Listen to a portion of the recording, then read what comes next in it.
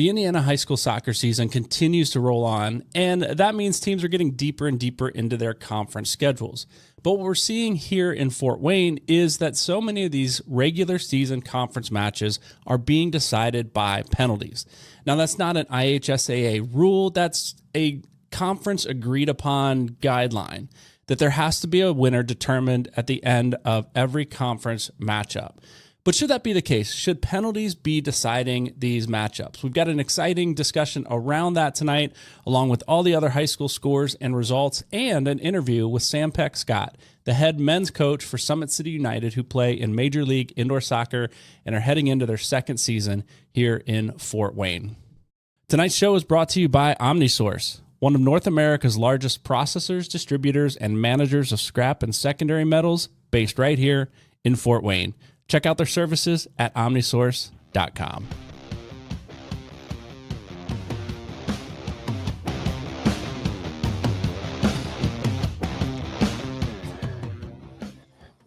Hey, welcome to episode 22 of Fort Wayne Footy. We're trying some new things each and every week here on the show. Welcome in to view those of you who are viewing live. Those of you who are listening later in the week, you're going to miss some of the fun we're going to have tonight on the live show. I'm going to welcome in our co-hosts tonight. My name is Brian. I've got Micah and Paul here with us tonight. Micah, how you doing? I'm great. Busy week, but happy to be here, Brian. You were just driving up from a game you were coaching, correct? Yeah. My 13-year-old boys played down in Indy, played a Terre Haute Premier team and won pretty handedly. So very happy with what I saw, very happy with our results. So definitely looking to build on that. We're sitting third in the ISL right now. So hopefully we'll be able to get a couple more results here in the next few weeks. All right. Well, congrats on that. And Paul, man, how are you? I saw you the other night at the Homestead girls game. Yeah, but I haven't seen you since. How are you? Yeah, that was senior night. That was actually a pretty fun night. I think the girls enjoyed it. We got our seniors some goals for the evening, some first career goals. So that was a good event. Just been kind of looking at the conference play across, the local area, and there's some fun stuff going on there. So I'm happy to chat about it today. Yeah, I can't wait to get into that tonight. And I did get to see your pretty sweet live stream setup there. That you do all the games with, which was pretty awesome. I was a little jealous seeing that. You're pretty techie there, man. Good job. Well, thanks. I started live streaming games in 2020 when the pandemic hit, and no good deed goes unpunished. And I've probably done 100 to 200 games since. So it's like, people are like, where's the live stream? I'm like, oh, yeah, do the live stream. Okay. That's why I have tried to avoid that at all costs. My older two have played volleyball and still play volleyball. And we were like team parents because we were the only ones, at least for the boys, we're the only ones that had experience with volleyball because our daughter played and then boys started and none of their sisters had played. So they're like, you guys are the team parents and you're going to live stream everything.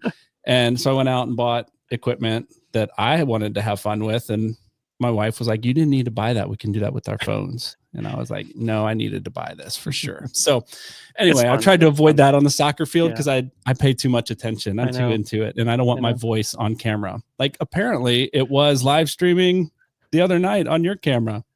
Yeah, I tried to give you a heads up there. So apologies if, the mic's always hot when you're sitting next to me in the stands. At halftime, man. I just wasn't expecting it. Anyway, I hope I didn't say anything I shouldn't have said. Well, tonight we're gonna, as I mentioned in the intro, we've got some fun stuff coming up. An interview with Sam Pech, and we're gonna talk about this. These games that are ending in penalties, these regular season conference games that are ending and being decided by penalties. We're gonna talk about all the results in high school soccer and college soccer in the area, as we do each and every week. But first, gentlemen, it's time for Soccer Moment of the Week. Your soccer moment of the week. That's the one I told you I'd surprise you with. There you go. I was not expecting that. That's awesome, Brian. Better than cricket. We're trying new stuff each and every week, and I think that one may stick. Paul, I'm going to start with you, man. I have two, if you don't mind. I had one sitting in the back of my mind for a couple of days, and then one just really hit us yesterday. So I'll start with yesterday's. So we got a couple of coaches on the panel here, and if you were up 4-1 with 12 minutes to go in a game, you'd be like, oh, we could probably, secure that win, right? But Homestead found themselves in quite a hole yesterday. We were at Penn. We were down 4-1 with 12 minutes to go. Somehow, in 10 minutes, Homestead scored 4 goals and we won 5-4 over Penn. It was insane. So you mentioned live streaming. Yeah, some of the parents were like, the live stream was crazy because we're like yelling all there and stuff. So that was the fun part of live streaming. I get to commentate a game like that to a group of 10 people. But that was my first moment of the game of the week, was that insane comeback for the Homestead girls. Give them a lot of credit. The other one was more of a feel good moment. We had Homestead at Canterbury, and I know Autumn's chimed in that the lineup for Canterbury, just the sheer numbers are a challenge right now. So you had the Canterbury side, and then you had Homestead. It's like, wow, man, this is going to be maybe kind of an awkward game. We're not exactly sure how we're going to manage it, but I mean, it's a beautiful evening. It's a beautiful setting. We were at Canterbury, but we know the girls on the side. I think Coach Paco and Homestead had a plan, and I cannot give more credit to the Canterbury girls for their just being good sports, very positive the entire game, and it ended up being like the best case scenario. So I just really want to give a shout out to Coach Autumn and the girls at Canterbury for making that game it was really light in the end, and it made a potentially awkward situation actually kind of enjoyable, I think, for both sides, if I can speak for the other side. So thank you. Yeah, very cool. And we're missing Autumn tonight for sure. We're missing Dustin as well. Dustin competed in some Mr. Universe thing this weekend. We'll have to. I was hoping he'd be on tonight, that he could share a little bit about becoming Mr. Universe, Mr. World, whatever he is now. But it's pretty fun. And I'll let him talk about it next week. I don't want to steal his story, but so yeah, good stuff from the Homestead and Canterbury girls there that night for sure. I heard some good things on both sides of that one, and just the sportsmanship, as you mentioned, from the Canterbury girls was good, and a lot of people talked about that one. Micah, how about your soccer moment of the week? So my son, the Concordia boys, had 2 matches down in Evansville this weekend, one late Friday and then one early Saturday. So long weekend, long drive, but we're at Evansville Memorial, and I have to give a shout out to their field. That is by far the best grass I have ever seen. After the match, when the match was done, I had to walk out onto the field and just touch it because it looked like a putting green. And they had matches all day from 8 a.m. until 10 p.m. and the field held up with rain, with some weather. So yeah, whoever's that groundskeeper at Evansville Memorial, I want to shake your hand because that grass was absolutely stunning. It was beautiful. Those games are the best when you can play on a real grass field that looks like that looks like turf. We had one that we played on in high school. It was a rival school. Then we canceled more games than we played on it because it took so much to keep up. And anytime it rained, we couldn't play, but we loved playing on that field as much as we could. So we got a couple in the chat here, actually, from Dwayne Rhodes, soccer moment of the week in the Premier League. Chelsea keeper getting a straight red card in the first 5 minutes of the game. I missed that, and I'm curious, did you guys see that? What happened? Why there was a straight red there? Was it taken out on a... Did they lose to Man U? Was that what the matchup was? It must... Yeah, as a Man U fan, I was thrilled. Okay, Christina chimed in. I saw the score, and I'm like, Man U's on a slide. Chelsea must have done something, and I didn't know that was it. Yeah, there you go. My moment of the week is, I'm an FC Cincinnati fan. I talked about that last week, and that would have been my moment of the week, except, and I hate going back to we sound like homers, Paul. We talk about Homestead this, Homestead that, but the Homestead boys that I helped coach beat Carmel 4-3 the other night. And on Friday night, it was the first time, at least since I've been coaching, that Homestead has beaten Carmel. 3 years ago, they lost 6-0. Last year, I think it was a 1-1 draw. It's a tighter game. This year, Homestead came out and they were on fire, man. It probably should have been 4-1. There was one goal that was just a worldie. It was incredible that Carmel scored. But man, this team came together and played hard against a team that is ranked 3rd in state right now. And Homestead's not even, they just broke the top 30 by beating them. And so I really do think the Homestead boys are on a climb this year towards the end of the season, but we got a tough one on Monday against Carroll. So we'll see how that one goes. Nice. Micah complimenting the groundskeeping is such a suburban dad vibe. I love it. Thank you for that, Christina. That's Thank you, fun. Christina. Appreciate that. That's fun. Well, that'll do it for our Soccer moment of the week.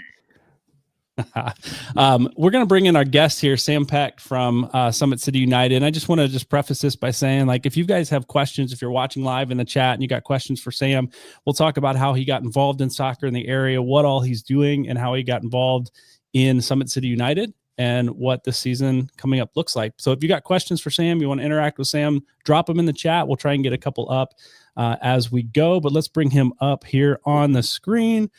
Sam Pech, man, how are you? Good. How are you guys? Doing well tonight. We're glad to have you on. Sam, I gave a little bit of an intro to who you are and what you've done. You and I coached a little bit together with Fort Wayne Phoenix. Before it was Alianza, I was doing some goalkeeping coaching there, and you were coaching the technical stuff and the younger guys there. So we have a little bit of history together, not a whole lot. So I don't know too much about you and your story other than that. So tell us, let's start there. Tell us about how you got involved in the soccer community here in Fort Wayne. Yeah, sure.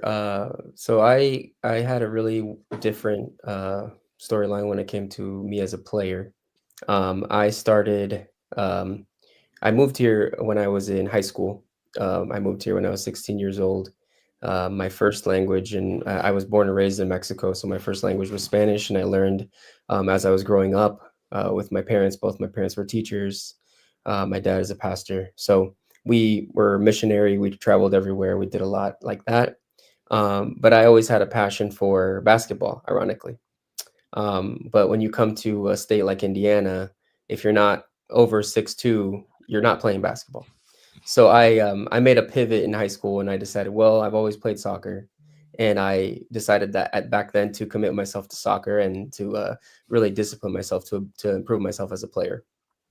Ironically, that passion for basketball never left. I still love it, and I use a lot of the things that tactically that I learned in basketball towards indoor. But what's interesting about that is after that all went down, high school was really difficult for me transitioning from a completely different world to here. But I found a club. I started playing at Citadel. I transitioned to the U23 Sport Club, which was right now is 1927. Back then it was a U23 Sport Club. Played there under Corey Rogers, rest in peace. And I had a great experience and opportunities there from being able to play at a higher level, where I got to have a concentration training in Mexico. So I went there with U20 teams, both Atlas and Atlante, which Atlante was based in Cancun at the time. And I'm from Cozumel Island area, so Cancun's pretty close to home. So I got an opportunity to train there, and that's kind of where my passion for playing at a higher level started, where I kind of got that bug where like, oh, I want to really continue this. I want to really continue improving and seeing where I could take it. Couple years passed, and I just, I wasn't able to find my place, and I kept on kind of getting a lot of no's. So I was like, okay, if I'm not seeing opportunities in the outdoor 11v11 opportunities, why not try indoor? Why not take my abilities? I've played indoor all my life. I played on the street soccer, realm in Mexico. Why can't I take my experience and see what I can do there?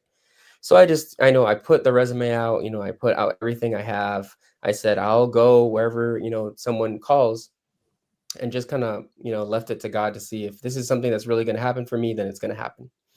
I had two people get back to me, San Diego Sockers and Tacoma Stars. But Sockers, they had a lot more bigger priorities. So they were like, well, I don't think we can get you down here, but if you can get yourself down here, we'll make it work. And I was like, well, I'm 25 years old. I don't think I have the ability to afford getting down there and risking all my, thousands of dollars that I don't have to maybe not get an opportunity. Tacoma Stars, Coach Darren Sawatsky, he was very blunt with me and straight with me. He was like, hey, well, we would love to have you over the weekend, and we'll help you with a little bit of expenses. And if, we like you, I'll tell you straight up on that trip, so you don't have to make another trip unless we keep you. So I was like, okay. So I dropped everything. I went down there a weekend. It was terrible jet lag, 3-hour time difference. I came back and I thought it went horrible. But a couple of days later, he said, hey, We'd love to have you. If you can get yourself down here and do, find a way to make things work, we will keep you. So that was All the right. start of my building my experience at a high level with soccer. I played there for a few years. I really loved it. I loved the environment. Washington's such a great sports state, and especially Seattle is just amazing when it comes to sports. So I enjoyed my time there, and I love talking about it to people. I love telling people how amazing it is. And if Summit City ever has the budget, I'd like to bring them down and play a couple teams down there because I enjoyed it so much. So Yeah. as a player and as a coach, I had a lot of different variety of experiences. But I did end up coaching for Citadel, I coached for Sport Club, and I'm currently coaching as a technical director for Rangers. Yeah. You mentioned training with Atlas, and Atlas FC was just up here. They're U23s. Were you, I know it's probably been a while since you've been there, but anybody there that you are familiar with? Did you have any kind of connection to bringing them here? No. So when I was there, it was 2010. Okay. So I'm sure that if anyone was with me in the U20 in 2010, they would be over 35 years old by now. Sure. So they'd probably be retired or playing somewhere in a second or third division, my guess. But I did experience meeting a lot of great players there, even 15-year-olds that were better than I've ever seen in the United States. So I was just blown away by the experience. I do remember vividly, though, coming back to the U23 Sport Club, and I felt like I was flying because of the experience in Mexico. I felt like I was literally flying. I felt like everything was moving so slow. And it felt awesome to feel that confidence of like, wow, like I definitely leveled up because I felt the difference coming back. And that, like I said, that sparked my interest to continue pursuing that. Yeah. And how long did you play in Tacoma, did you say? It was a few years. I started in 2015, and I just remember because it was the year that Leicester City went crazy and won it all.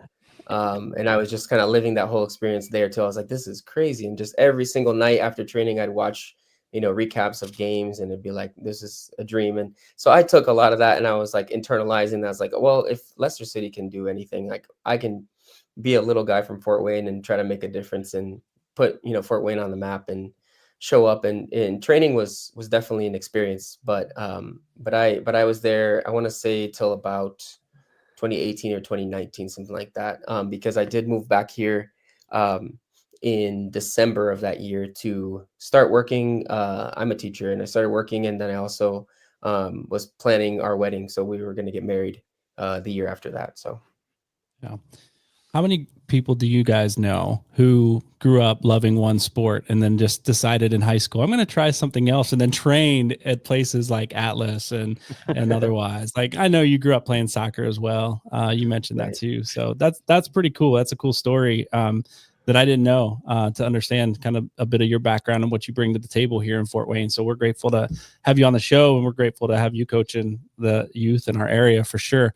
Talk about, you played outdoor with what is for sport clubs, U23s, now 1927.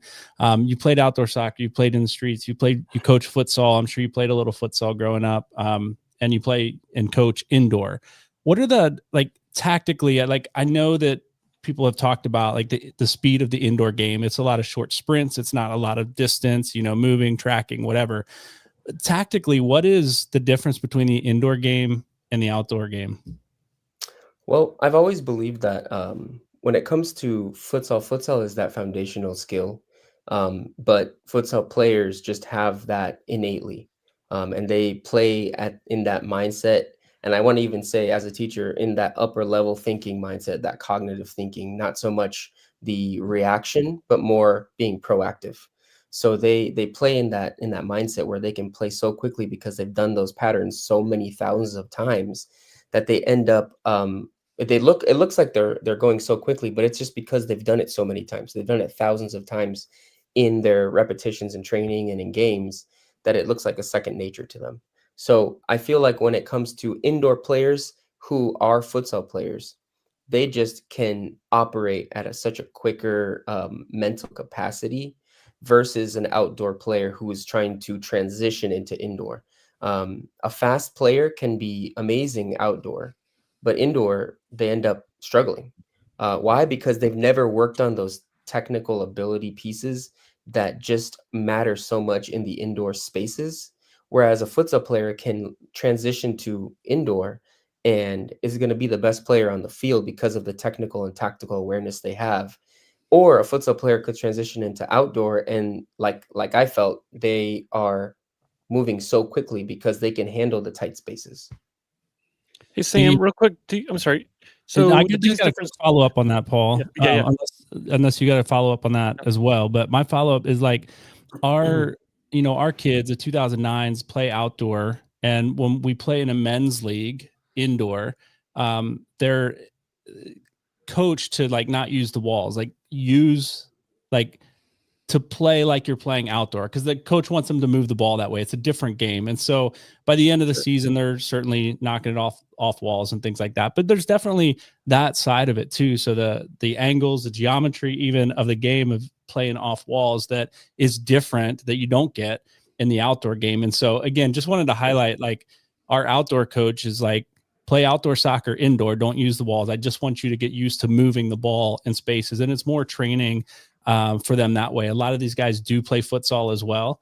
And so it is a lot of moving the ball quickly with the sole of their foot and making short, fast runs, moving off the ball and that sort of thing. So it definitely is different. And when we watch them play against men that are like knocking the ball off the walls and our guys are just sprinting, trying to keep up, like it's a totally different game to watch for sure. So yeah, definitely like what you said about that.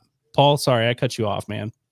That was exactly my question, is how, if these futsal players come in and they're not used to using the wall, this is the biggest difference. You have a walls in the indoor that you can play off of, and you have futsal where it's out of bounds, and the ball's out of bounds a lot, especially at the younger levels, and it's a lot about the restarts. So do you find the futsal players not utilizing the walls like they could, or yeah, to Brian's point? Yeah, no, I think that it's a kind of a mixed feeling when it comes to the walls. On one side of me, players don't need to use the walls. If I just coached them to not use the walls, they would have a disadvantage against a team that did. So I don't necessarily want to say, oh, we're better than the walls, don't use the walls.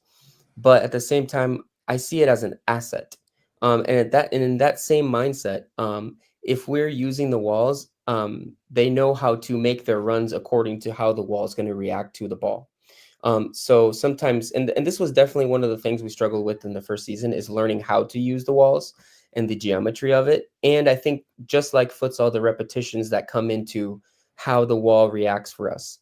That being said, I did do some training sessions with a couple coaches who more futsal coaches rather than indoor coaches. And the funny thing that happened once was he wanted to stop the play for some type of situation to happen and make a scenario. And he was like, okay, when the ball stops naturally, I'll set it up. And I looked at him like, okay. So I watched it. We went about 10 minutes longer. And I was like, the ball does not stop. The ball doesn't stop naturally. Unless it hits that net up there or the net in there, it will not stop.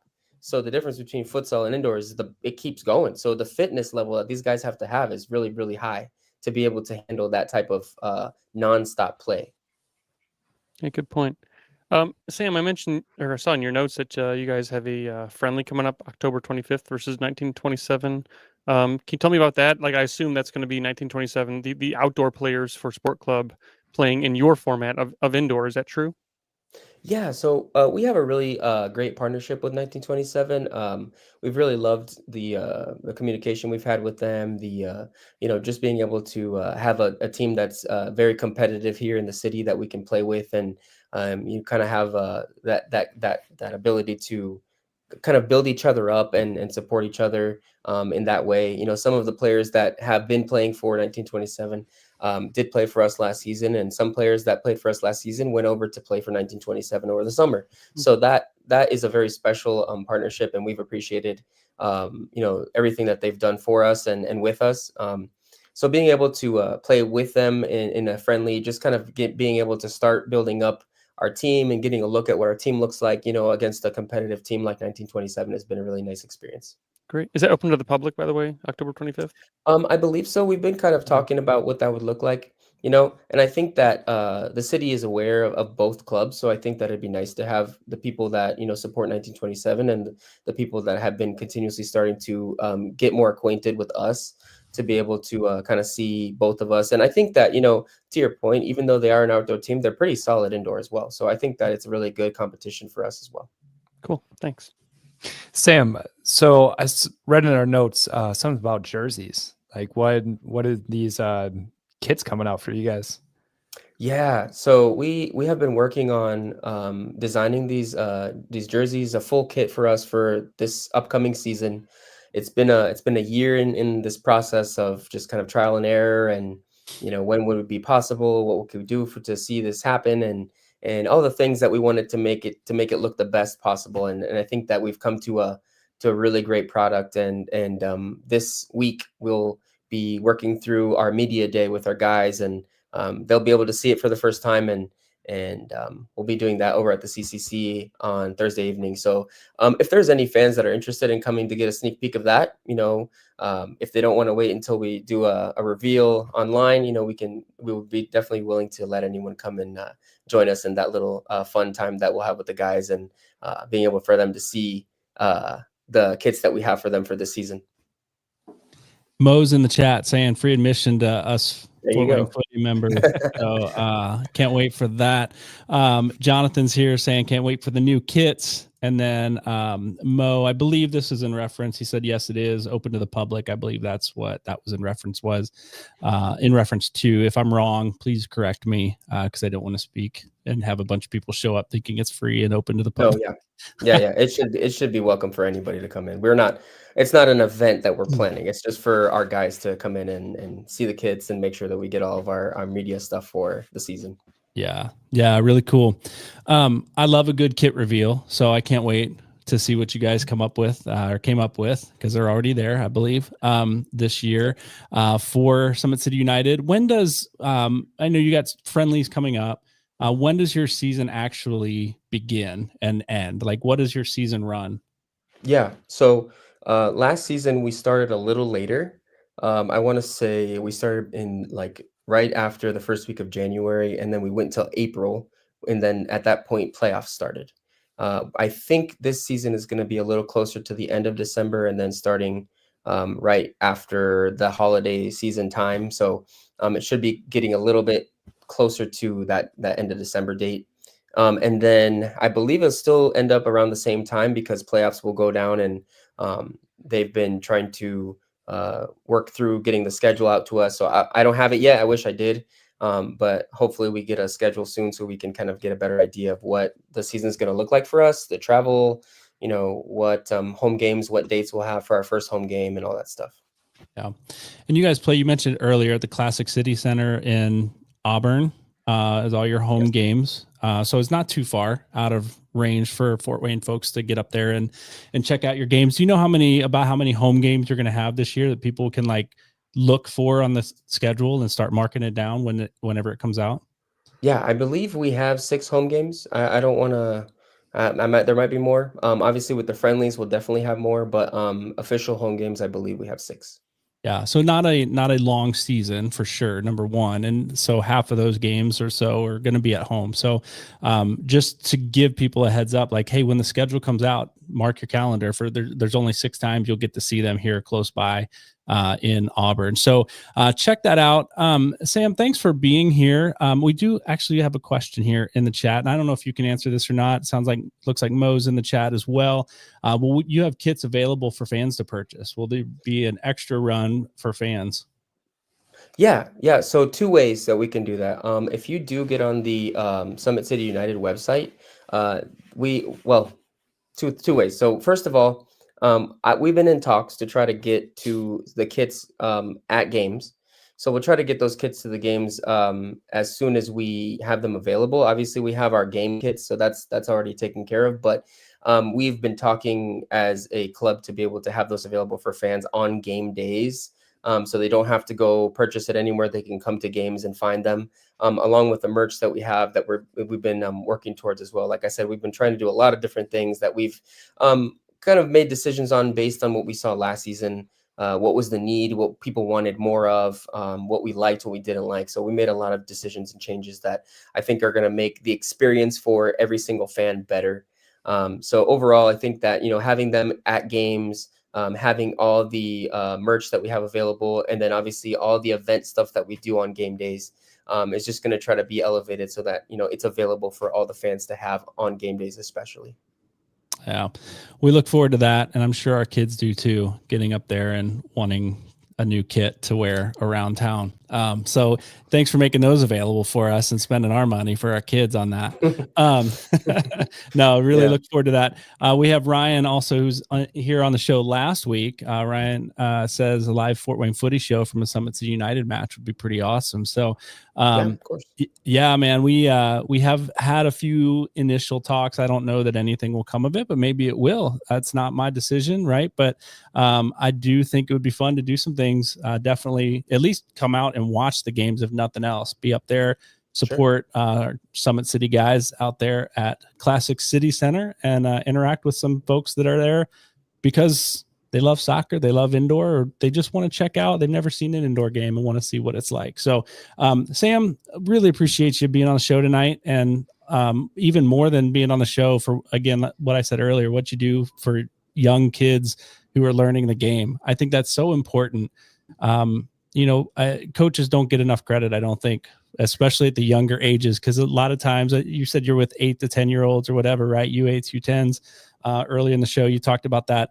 A lot of times it's like herding cats, right? And it's really difficult sometimes when kids that, they're developing a love for the sport, but they don't totally have that love and that passion. Like, I want to be here every week and I want to do this and I want to work hard. A lot of times they're there just running around for exercise. They don't care about soccer, but that's when I fell in love with the game, because I had a coach that really invested in me and wanted me to help me learn the game. And so I don't think coaches at that level get enough respect. And so I appreciate the experience that you have pouring it into young players that are just trying to figure things out and fall in love with the game. So Sam, we'd love to get up there, support you at Summit City United, and Of course. best of luck this season. And hopefully we'll see you again here on the show. Thank you. Appreciate you guys so much. Thank you. Thank you, Sam. All right. That was a fun interview. I like when we have coaches and local people on. I'm a little surprised he hasn't come across some people, and he will, because as you guys know, the longer you've been in soccer, the more people and clubs you've touched. It's a small world. So maybe not the folks from Mexico, but those folks from Washington, I'm sure he's gonna come across one way or another. Yeah, no doubt. I wanted to ask too, maybe next time we have him on, I wanted to ask about, if he played with anybody in Atlas or whatever that maybe we'd recognize that have played in other leagues that have gone on. So, Sam, if you're still in the chat and you want to drop that in, if you heard that question, drop that in if there is anybody. Otherwise, we'll catch you next time on the show. We do want to move on, talk about some high school soccer that's happening or has happened here in the last week since the last time we met face-to-face here on the show. There were some big games, and as we mentioned at the top of the show, there were some games that ended in penalties, and we'll get to that a little bit later. But the non-conference, so we kind of broke this down a little bit different this year at Paul's suggestion. So I appreciate that, Paul. The non-conference matches and then how it breaks down in the actual conferences here in Fort Wayne. There's a couple conferences and a couple teams that don't play in either one of those. And so Homestead, the boys, we'll start on the boys side. Homestead boys played Warsaw. Haven't beat Warsaw in a while. Beat Warsaw 3-1 earlier. 5 years, I think. Yeah, 5 years. I think that's right. That sounds right. It has been at least since before I started coaching a few years ago. So yeah, it was a great win, 3-1 over Warsaw, 4-3 win over Carmel, as I mentioned earlier in the show. Carroll with a couple shutout wins over Lourdes, Northrop, and Culver Academies. And Carroll's tough. That's a game that Homestead and Carroll are going to meet up tomorrow night at 7:00 at Carroll. If anybody's interested in coming, we'll talk more about that later on in the show. Paul, I'll turn it over to you. We got a few other matches that were pretty hot matches this last week. Yeah, for non-conference, continuing that conversation, Blackhawk, they've come up, I think, since we had the rankings show early in the season, and they're just they blew out Southside 7-1. Now I know Southside has not have a great record this year, but they've given some really tough matches to some solid teams. They have, yeah. Yeah. Dwenger, Lures, Homestead, right? They've given them close games, but somehow, they blew out Southside, Blackhawk over Southside 7-1. So, and that continues Blackhawks' impressive undefeated season to an 11-0-1 record. So that's pretty cool for them. Yeah. And Blackhawks coach is going to be on the show next Saturday, live in person at Fort Wayne Sport Club at the Pat Teagarden Memorial Classic, the JV tournament. So we'll have him. We'll talk more about that show later, but he's actually going to be live in person with us to kick off our first show that day. We got some conference matches that happened this last week as well. And these are some of the ones that we'll talk later too, that have gone into some penalties. Dwenger Southside was 2-2 after regulation. We had Dwenger winning that in PKs. Lures Dwenger 2-2 again after regulation. Lures wins that one on PKs. That was the same night that I was at the Homestead senior night, the girls' night game. I think I had some parents following that one, like Dwenger Lures, boys, who's going to win? Who's going to win? Like, what's happening? We had fans on both sides. They have friends at both of those schools. They were, watching that one go down. And then one, Leo and DeKalb. Paul went to 12 rounds of PKs. Yeah, I was scouring, Max Prep, trying to figure out who all went, into PKs. And then well, did this go into PKs? And did a Google search, and on their Facebook, they're like 12 rounds, what a way to win. 12 rounds. That's crazy. The game is probably 3 hours long. I don't know. It's but so Micah, how do you do that? Game. Is it 12 rounds? That means everybody has taken a shot, including your goalkeeper. Do you start over again, or because you can't bring people in off the bench to do that? Is that right? If you want to know the truth, I've never been there, so I don't even know. I would imagine that you just restart at number one, maybe, because I don't think that you can pull people off the bench to do it. As far as I know, that's one of those situations where I would look at the referee and just tell me what to do. I don't know. So yeah, I don't know, Brian. I don't know how it played out either. It was a 0-0 after regulation and overtime. So I don't know if no one could hit the goal, or if it was everyone's hit the goal. Right. That'd be interesting. If you were there, if you played for DeKalb or played for Leo, or you were a parent at that game, let us know, fill us in on how that went. The 12 rounds of PKs. That's crazy. And I've never seen it. I've seen it go 11. I've seen it go 10 or 11. So everybody had to shoot, including the goalkeeper had to step up and do it. So I've never seen 12. Interesting. Would love to know from anybody that was there how that all went down. All right. And then let me back up a little bit. Micah, you had the boys at Concordia Lutheran had a PK game earlier this season, right? So that was another one that ended. Conference match that ended in PKs. I can't remember. Did you guys win or lose that one? Or that was our Lures match. Very first game of the year where we opened the season against Lures, and I think it was a 0-0 draw through full time, and then obviously the 2 7-minute periods, and then it went to the PKs, and Lures got it. And that could be one of the deciding factors of the conference championship right there. Yeah. Well, Dwenger had 2 this week. Lures has had 2 this season, at least 2 this season, 1 this week and 1 with Concordia Lutheran. Those are tough ways to win and lose games. And we'll talk again. I don't want to reveal too much. We'll talk about that as we go. Dwayne in the chat says in the 80s, they went 15 rounds. Players in the bench had to take a shot before they had a winner. That is crazy. 15 rounds of penalties. Dwayne, if you're still there in the chat, were most of these being scored, or were most of these missing the net, and that everybody was following suit, everybody was missing or everybody was scoring, that kept it going that long? I'm really curious.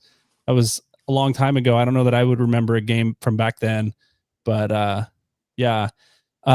Snyder girls, Todd's in the chat. Todd Gilpin, Snyder girls went to penalties with both South Side and North Side. So there's been a lot of these games this season.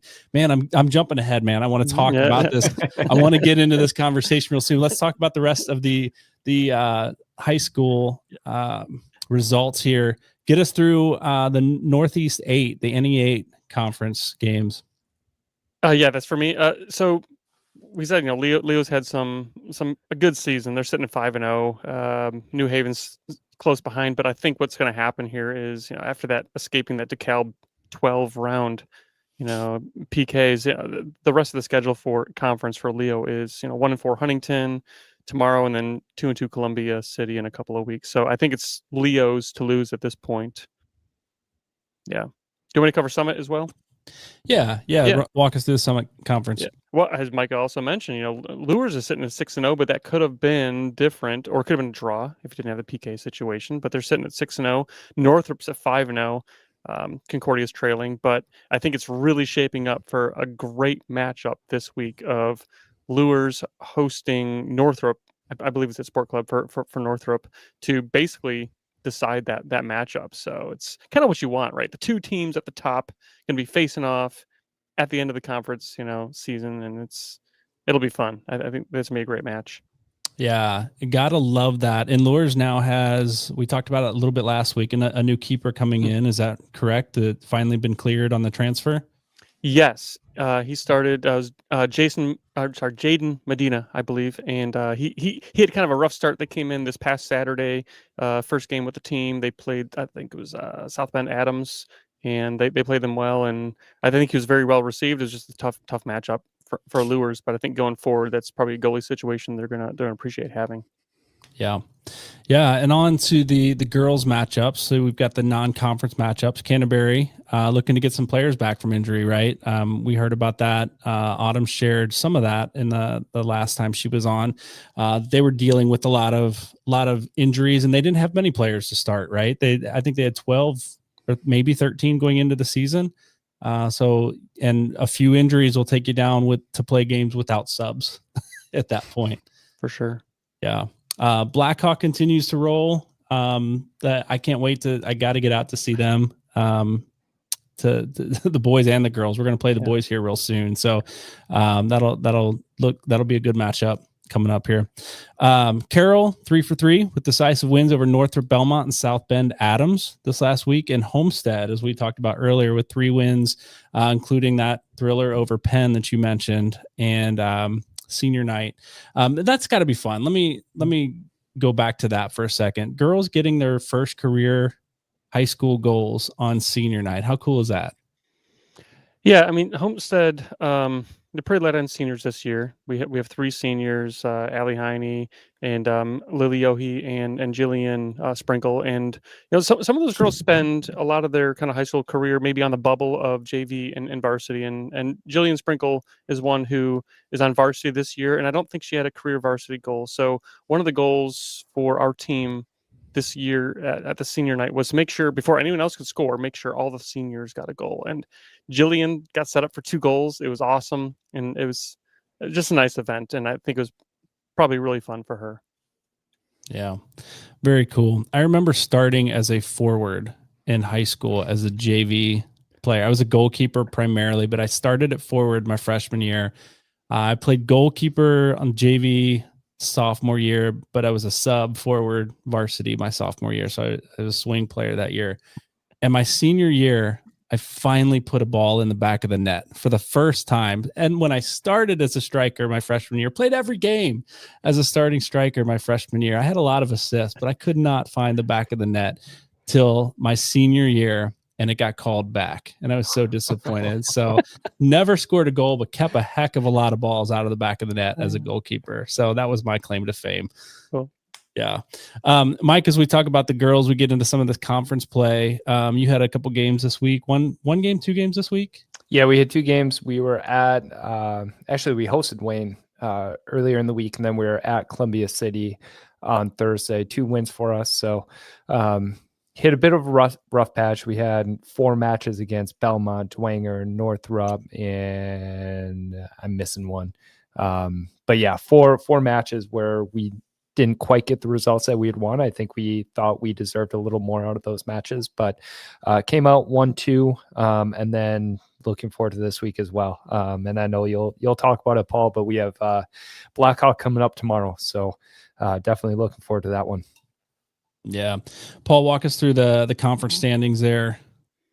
Yeah, so for the Northeast 8, we have a really tight race shaping up. Belmont is at 4-0, and I'd like to note that Belmont has given up 0 goals in conference play right now. So, I mean, if you don't give up 0 goals, you're going to be doing pretty well. But very, very tight race. You have Leo sitting at 4-1, DeKalb sitting at 4-1. So, last week we knew there's that kind of critical round robin. These teams, for the most part, played each other, and it turns out that Leo had a loss to Belmont. It was, I believe, a penalty kick, not post penalty kicks, but an actual penalty kick, and In-game penalty. in-game penalty Legit kick. penalty. Yep. And then I believe it was Leo over to Kalb.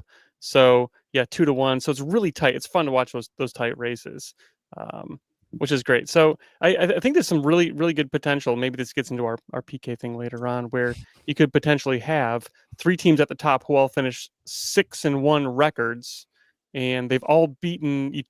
Their loss comes to one of the other 2. So I asked around Todd, and then Todd asked around, like, well, what happens if you have 3 teams all tied record-wise? And I believe the consensus is just well, you all split the title. Like, there's no like other way to define who the winner is. No goal differential, or unless someone else can prove us wrong. That seems to be the consensus, which I was kind of disappointed in that answer. Interesting. Yeah. Could you imagine like Major League Soccer teams sharing the supporter shield, or English Premier League like tying at the top of the table and sharing the title, and it doesn't go to goal differential? Like, there's got to be something, right? I would imagine. Yeah, I hope so. I hope so. Let me just say that. I hope there's something that is, and maybe there is not. One thing I do want to mention before we break off into this conversation about penalties that we're all eager to get into is we've talked about Blackhawk Christians, the girls' goal differential, and how crazy that's been this season. I think it was 31-3, 31-4, 3 against at the couple weeks ago when we started talking about this. I had not actually looked at any others. I think Homestead girls were at 32-2 at that point. And currently, minus games that might have happened yesterday, I didn't total all these up. I think Blackhawk Christian is at 44 goals for and 3 against, and Homestead girls is 71 goals for and 7 against, which is a ridiculous amount of goal differential. It's a lot of firepower on that team, and we don't need to keep talking about that and harping on that. But I just saw that goal differential and went, "Oh my goodness, that's something." And not a lot of goals given up either. So kudos to the defenders and goalkeepers there on both of those teams. All right, the conversation that I don't know if you all have been waiting for, that I've been waiting for, is these conference matches decided by penalties, right? And so this is just for some context. This is not an IHSAA mandated rule that conferences have to have a winner. Conference games have to have a winner. This can be decided. It's left up to each conference to decide what they want to do. If they can have games that end in draws, or games that have to go full time, extra time, penalties to decide a winner. And it just so happens that the Summit Athletic Conference and the NE8 Conference here in Fort Wayne and surrounding areas have chosen to follow IHSAA tournament rules and go all the way to penalties after, I think it's 14 minutes, 2 7-minute halves of extra time. And if the game is not decided by then, it does go to penalties, 5 rounds of penalties, and then sudden death, I believe, after that. Is that correct? It doesn't go another 5. Yes. It goes sudden death after 5 if it's still tied there. And so we've had a lot of teams, a lot of games that have gone to penalties that we've talked about already. Should this happen, should games, conference games, not tournament games, but conference games, be decided by penalties at this level, or should they not? Micah, I want to start with you as a coach of a team that may be in this situation. Maybe you have been already this year, but you may be in this situation as the season goes, that you could have a conference game, regular season, end in a draw and go to penalties. Is this a good way to finish it? Why not? Why can't we have a straight winner in every match? I was always under the impression that they had these sorts of rules to prevent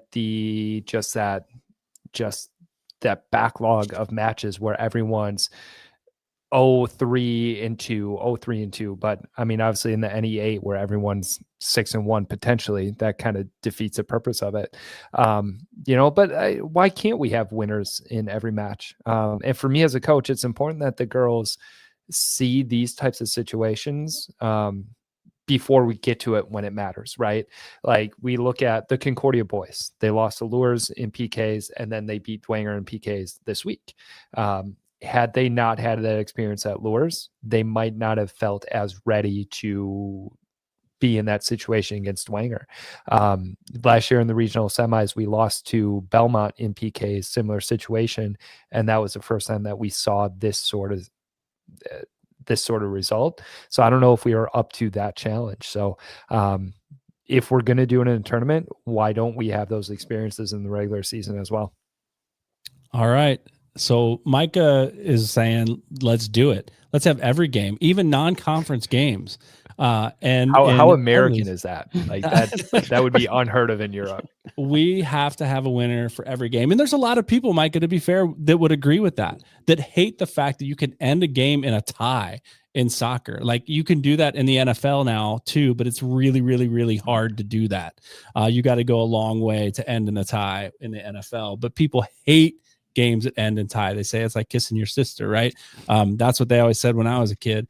Paul, you're on the other side of this argument, from my understanding, that this should never happen. Well, you're right. Baseball, football, they're not used to ending in ties, but this is soccer. We're used to ending in ties, maybe historically. But I really think PKs should be left to those games in a knockout round, like a game of known consequence, right? That Lures game versus Concordia, that may or may not be a game of consequence later in the season, but we don't know. So you're putting so much emphasis and drama on a game that may or may not matter later on, right? And my other beef is these seasons are so short and fast. You have some teams playing 2, 3, maybe 4 games a week. I know that Lures game over Dwanger, that game lasted over 2.5 hours. It was a 5:30 start, and they ran out of daylight because there's no lights on that field. I mean, it's a 2.5-hour game, the PKs, and I'm sure it was dramatic. I heard they stormed the field and it was great, but it's like, okay, well, maybe it'll pan out later on. So that's my biggest thing. You're adding a lot of minutes and time on school nights for these games that may or may not have consequence to kids who are already playing a lot during the week. Yeah. See, I could go either way on this one, but I'm going to argue in the sense that I think maybe extra time, if you got to have a winner, give it a little bit more extra time, play 2 10-minute halves or 2 15-minute halves. That does extend the game. I get that, but it doesn't put the game on the back of one player standing on the line and another player taking a shot, trying to score, right? I do think that's a good way to end a game in a tournament after you've played a reasonable amount of extra time. Like, give players a chance to win the game in the way the game is played. Now, having said that, I was a goalkeeper. I've talked about that at length on the show. I loved games that went to penalties. I don't know if every goalkeeper would say that. I loved them. I loved the pressure of it. I thrived on the pressure of it. And it gave me an opportunity to look a player dead in the eye, walk up to them and hand them the ball and say, good luck, and then turn around and walk away, right? I don't even know that you can do that anymore. But when I played, it was a way to get in a player's head. And right now, like, I think it's 80%, 85% of penalties, maybe more than that. Like, you're expected to make it 85% of the time. I really saw it as, you got a 50-50 shot of beating me. That's how it is, right? So as a goalkeeper, I loved it, but I hate games that end that way, that I'm not standing on the line being the one that helps decide it. And I can't do that for these conference games, right? I reached out to our friend Ari Briscoe. Hey, you guys know Ari Briscoe, right? Goalkeeper for Fort Wayne FC the last 3 seasons, been an all-star there, is playing down at Butler University this year. Reached out to him to get his perspective on conference games ending in penalties. And here's what he had to say. He said, I like it when games are decided by PKs. It gives us as goalkeepers an opportunity not only for field players to show how they can be composed, but it shows a skill that goalkeepers can rarely show, which is making PK saves. Being able to make consecutive PK saves may be a skill a goalkeeper has to make only 5% of their career. but it is an important 5% that can win not only games, but championships. Thoughts on Ari's quote there? Yeah, I agree with him. Again, it's the experience of it.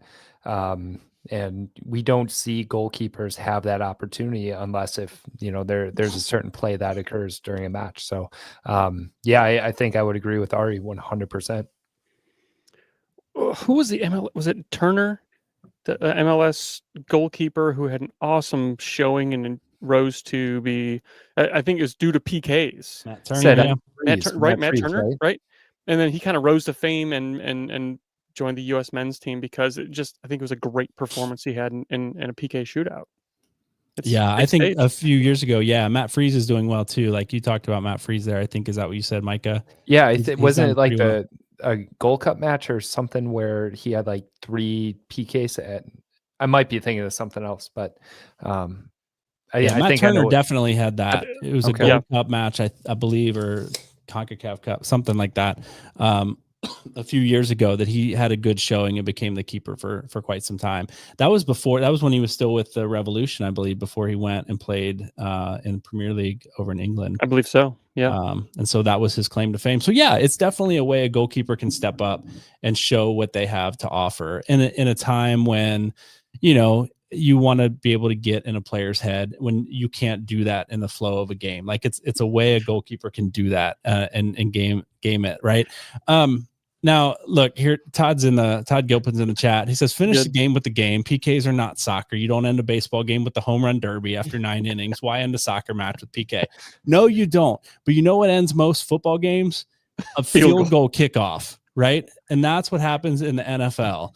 And in high school soccer, I get it. PKs are a part of the game at the end when it matters. But what is the difference? A team walking away with 3 points because they won in this penalty shootout, but 0 points because they lost in this penalty shootout, instead of walking away with 1 point in each match. Like cumulatively, I get it. 2 points because there's 2 draws, or 3 points for 1 win and 0 points. So they get more points for that. I get it. But in the end, doesn't it come out in a wash unless your team is just like, we're just going to hold off. We're not going to score goals. We're not going to let anybody score goals because we're the best penalty kicking team in this conference. And we're going to take every game to penalties and win that way. I could see that happening. I don't like that. I don't see that happening. Like if you're good enough to make penalty kicks, you're probably good enough to score goals during a game, right? And I don't know that that's true. I've seen teams, the lesser teams, win penalty shootouts because they played out of their mind and just, they got a game against a better opponent to the end. And they were like, we'll step up and do it. At that point, there's nerves involved, right? For those that are shooting, for those in the goal. Micah, you haven't had any games this season so far end in PKs on the girls' side at Concordia, correct? Yeah, not this season. Closest we came was last year in the regional finals or regional semis against Belmont. Okay. So let us know what you think. Todd's in the chat already did finish the game with the game. Now, there is a limit, and I get it, Paul, with the timing and the whatever, players have homework to go home to. They've got to rest. They're going to practice for another hour and a half or 2 hours the next day, or maybe roll into another game. So I get that. There's fatigue that we don't ever really talk about in high school soccer because they're in high school and they shouldn't be tired, right? Yeah, but it's a legit thing. It doesn't guarantee a winner at the end. We just talked about how the girls could have a 3-way tie, right? Like it's maybe math in the end, but it doesn't guarantee an outright winner. Yeah, no doubt. It maybe comes out in the wash in the end. So, well, thanks for engaging in that conversation. I always find it fascinating how people feel very strongly about penalties or non-penalties at the end of a match. So thanks for going there. We do have some college games that have happened this last week and some that are coming up. PFW continue their undefeated streak.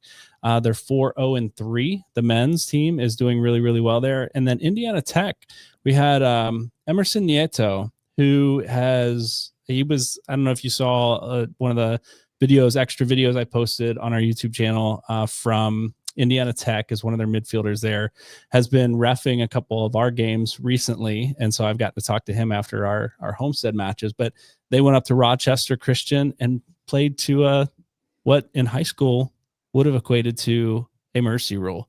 A 10-0 win up at Rochester Christian on yesterday's match. Women's games, St. Francis is 6-1-1 starting conference play. And PFW continuing to struggle. Losses to Southern Indiana and Wright State this last week. A couple matches coming up this week. So we talk a lot about high school soccer on this show. We'd love to get more into talk about more of the college games. We've been stuck as coaches and as parents on the high school sidelines. And so if you get out to the college games, let us know how those go. If you've got news of games that we're not covering that you want to report, let us know. Send us an email to info@fortwaynefooty.com or leave us a message on Facebook or YouTube in the comments. We would love to hear about these other games that maybe we don't physically get out to see and watch. And so always invite your comments and commentary in the chat during the night of, and then throughout the week, let us know. A couple games to watch this week. Paul, why don't you walk us through that? Yeah, on the conference play, we mentioned that three-way race on the girls' side for NE8. DeKalb is going to play Norwell, so they're going to look DeKalb to stay in the race there. On the boys' side, we mentioned Lures and Northrop. That'll probably decide the conference right there. In non-conference play, undefeated Blackhawk going up against Concordia. That's one I'm going to be looking at. I think that's going to be Blackhawk's probably toughest match of the season so far. So hopefully, Concordia can deliver, and it's a great game. And then on Micah, give us your super secret playbook for that one. How are you preparing for it? Score more goals than they do. Okay.